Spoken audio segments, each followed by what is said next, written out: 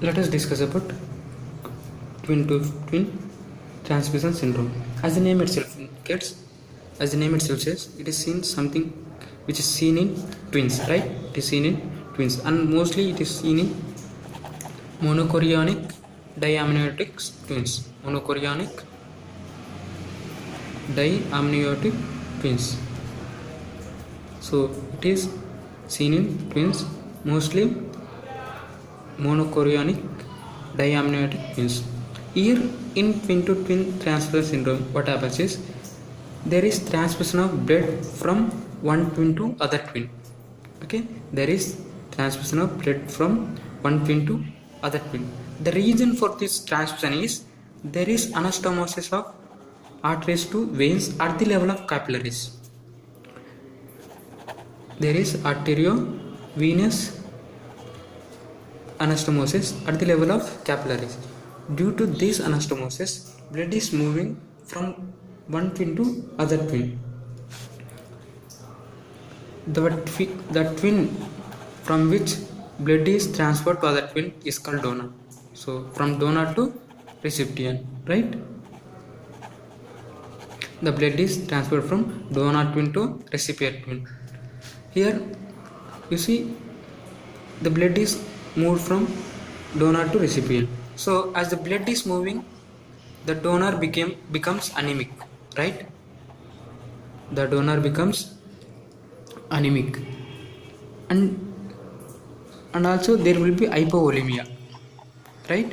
As the blood is moving from donor to recipient, the donor twin develops anemia, and he also develops hypovolemia.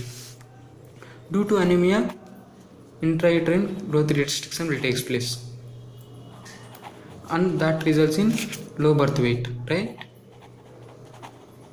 Low birth weight.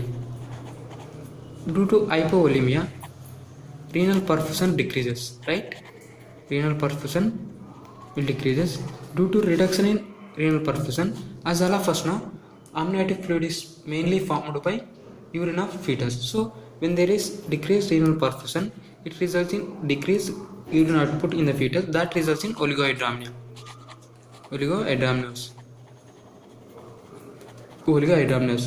So this oligohydramnia, it results in pulmonary hypoplasia,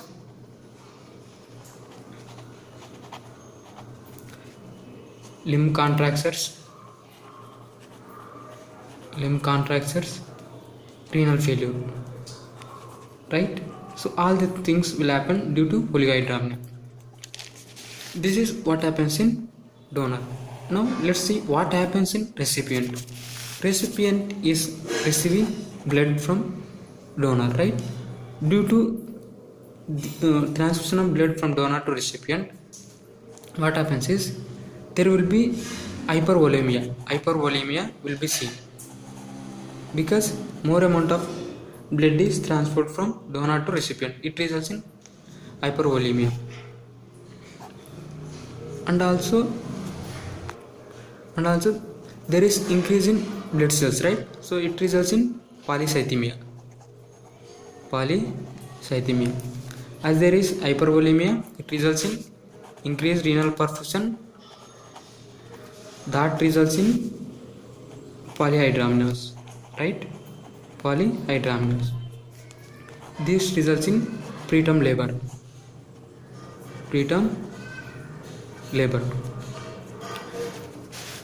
And also, as there is hypervolemia, it results in circulatory overload, right?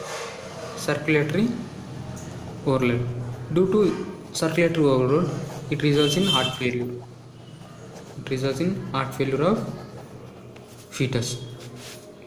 Then moving to polycythemia. As there is increased blood cells, this results in increased viscosity. That results in occlusive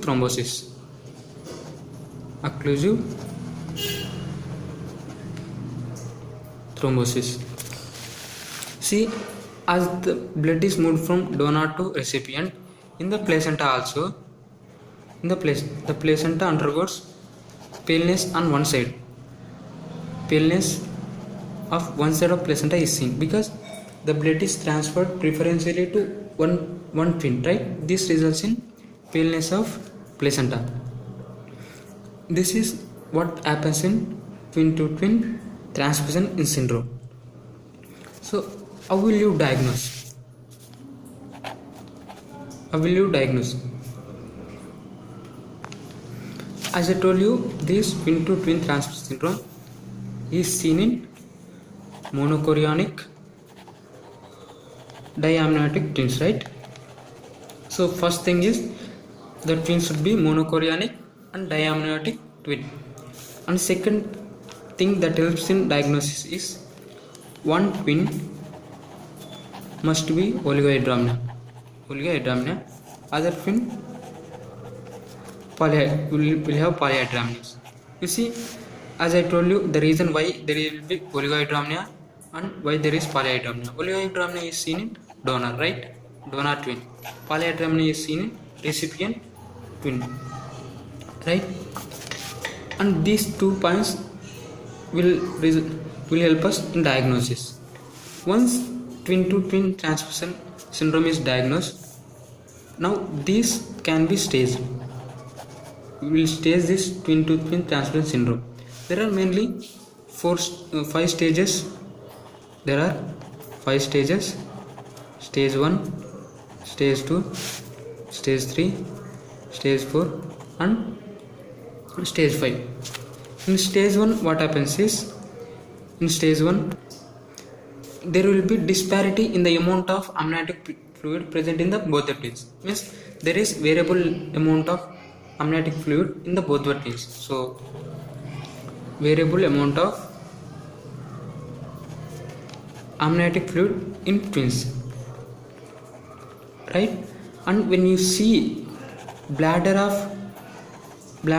donor, you will see urine. Okay, in the first stage there will be variable amount of amniotic fluid in both the twins. That means disparity will be there.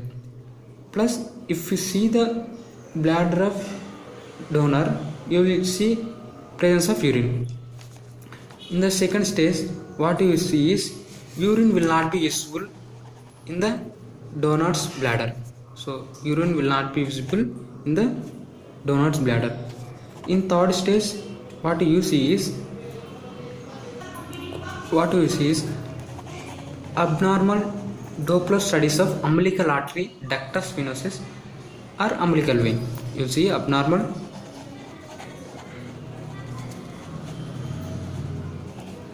Doppler studies of umbilical artery,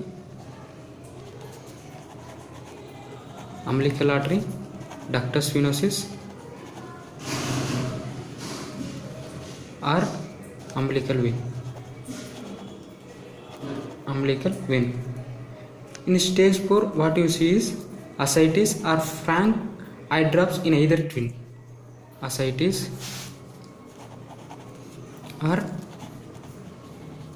frank eye drops in either twin, right? In stage 5, you will see demise of either twins, either fetus. Demise of either fetus, right? Next we will see prognosis. Usually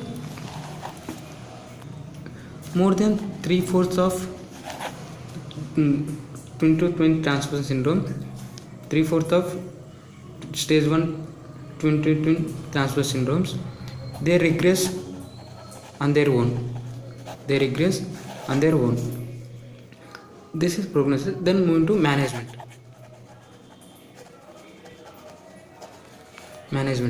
If it is less than 20 weeks, then we will do fetoscopic laser ablation of the anastomosis. As I told you, there is anastomosis. So before 20 weeks, what you do is fetoscopic laser ablation of the anastomosis, right? Beyond 20 weeks, what you do is we'll do serial amniocentesis.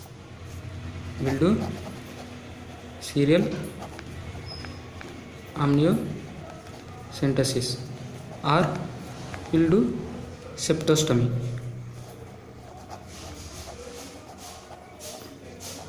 Septostomy.